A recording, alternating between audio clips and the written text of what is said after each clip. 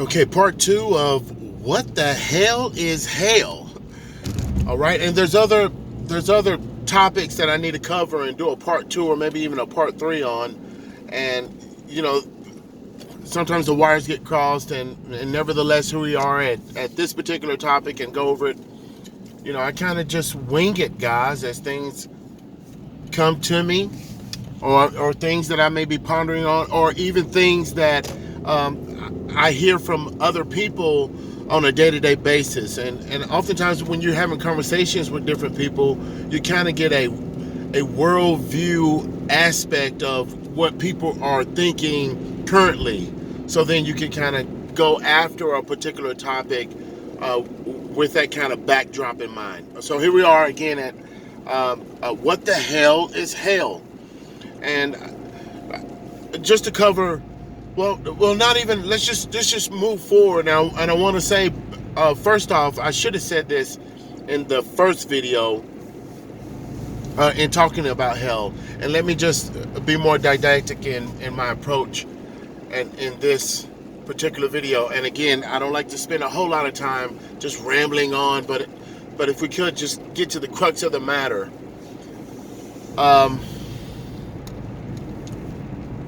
First off, hell, as we think about it in our culture, and especially from theatrics, when hell is dramatized, when you go to the theater or you see it in movies, you see this place of a lot of fire, and that isn't exactly what the biblical hell depicts. Biblical hell is actually the grave, and what is all that fire and everything, that is actually the lake of fire. So that's Gehenna.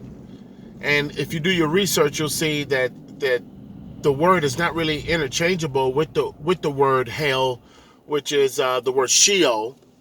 Okay, that's the place of the grave.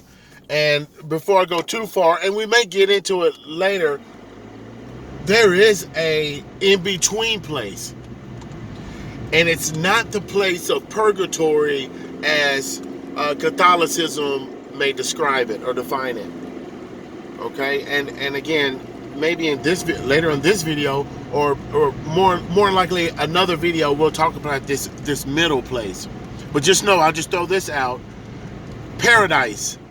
When Jesus spoke to the thief on the side of him, and he said, "Today you will be with me in paradise." That is one aspect of this middle place. Let me just say this: no one is in heaven right now other than God, other than Christ and the angels, and all the creatures, the celestial creatures that that God has created to be with him in heaven.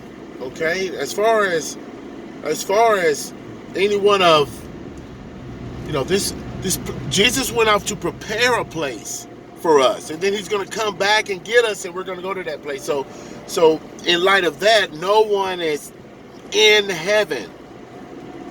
With that, no one is in hell, the place of burning, the place that is really called the lake of fire, Gehenna.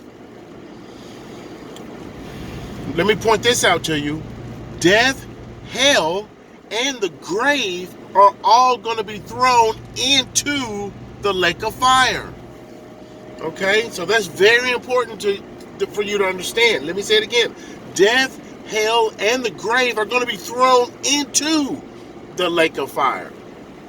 This is one reason why when death is extinguished, then eternal life can go on for all those who have received the gift of eternal life. Now,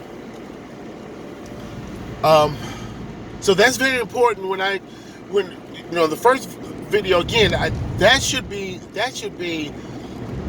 significantly pointed out, that the place of hell, which is Sheol, which is the grave, this is a middle positioning, a middle state that a person will go to, because I must point this out as well.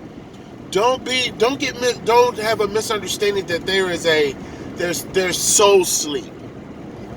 That you go to a place where your soul is unconscious. I know a lot of people like to think that. And then at the same time, one would ask the question, is your soul eternal? Not if God chooses to destroy it. Not if God chooses to take life. Let's not even use the word destroy. Because the lack of life is destruction. It's the end of that particular existence of that particular thing. If you take life from it again. You know, I talked about in the first video, it's very similar to what darkness is. Darkness is simply the lack of protons. So you have darkness. That's why you can't measure darkness, because it's nothing. It's the same as death. And what death will really be ultimately in the end, when it's thrown in the lake of fire. Then there's no. You know, I'll close with this. If someone is screaming and crying and weeping and gnashing their teeth, they are alive. They are not dead, as they're still existing. That's what's important to understand.